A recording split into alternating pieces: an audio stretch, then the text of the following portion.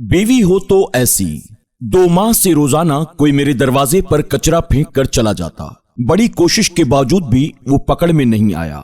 एक दिन अहलिया ने कहा, यकीनन ये मोहल्ले का कोई ऐसा बंदा होगा जो फज्र की नमाज बाकायदगी के साथ पढ़ता होगा और मस्जिद जाते हुए ये कारनामा अंजाम देता होगा। अब मसला मेरा अपना था। मैं पक्का कच्चा मुसलमान था। रोजाना सुबह 10 बजे उठकर मैं फज्र की नमाज कज़ा करके पढ़ता था। 2 दिन पहले मैंने अहलिया को फज्र की नमाज में उठाने के लिए कहा।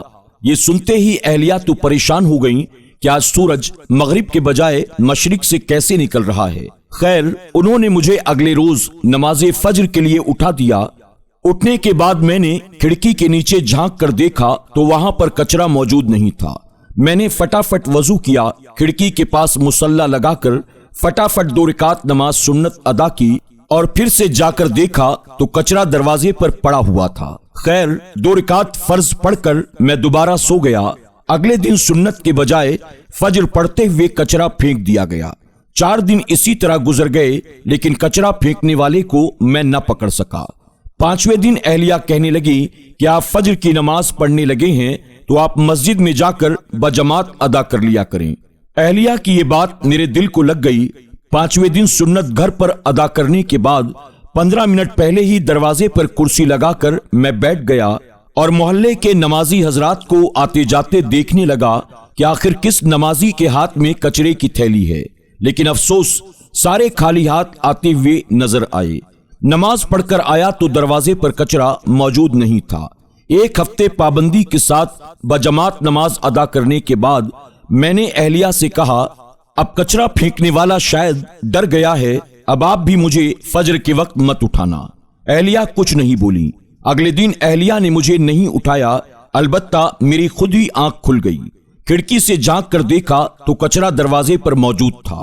टाइम देखा तो फज्र का वक्त अभी बाकी था, लेकिन जमात निकल चुकी थी। अब अगले दिन फिर वही मामूल था। 2 हफ्ते मुसलसल मैं फज्र की नमाज बजमात अदा करता रहा और दरवाजा साफ सुथरा मिलता रहा। 2 हफ्ते के बाद मुझे फज्र की नमाज बजमात अदा करने की आदत सी पड़ चुकी थी। कुछ दिन के बाद रात के खाने के वक्त उस कचरा फेंकने वाले का जिक्र आ गया। मैंने उसको भला बुरा कहना शुरू कर दिया तो इस पर मेरा बेटा कहने लगा, अब्बू आप उसे बुरा न कहें, बल्कि वो तो आपका मोहसिन है जिसकी वजह से आप नमाज फज्र बजमात अदा करने लगे हैं। बेटे की बात सुनकर मेरे दिमाग पर झटका लगा और मैं सबको गौर से देखने लगा। मुझे यूं अपनी तरफ देखते हुए सारे लोग हंसने लगे। बेटा कहने लगा, अब्बू आपकी वो मोहसिन कोई और नहीं बल्कि अम्मी हैं, आप अम्मी का शुक्रिया अदा करें। मैंने अहलिया की तरफ देखा, वो कहने लगी, जब घी सीधी उंगली से न निकले तो उंगली को टेढ़ा करना पड़ता है। ये सबक है उन तमाम बीवियों के लिए जो चाहें तो औलाद के अलावा अपने खाविंद की भी तरबियत कर सकती हैं, हाँ अगर वो खुद तरबियत याफ्ता हों। नाज़रीन इकराम, उम्मीद करते हैं कि आज की हमारी ये वीडियो आपको जरूर पसंद आई होगी।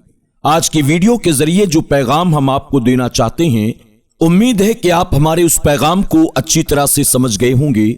आज की वीडियो के बारे में आपकी क्या राय है, कमेंट बॉक्स में जाकर जरूर कमेंट करें और आज की वीडियो को लाइक करने के साथ ही अपने दोस्त अहबाब के साथ ज्यादा से ज्यादा शेयर करें।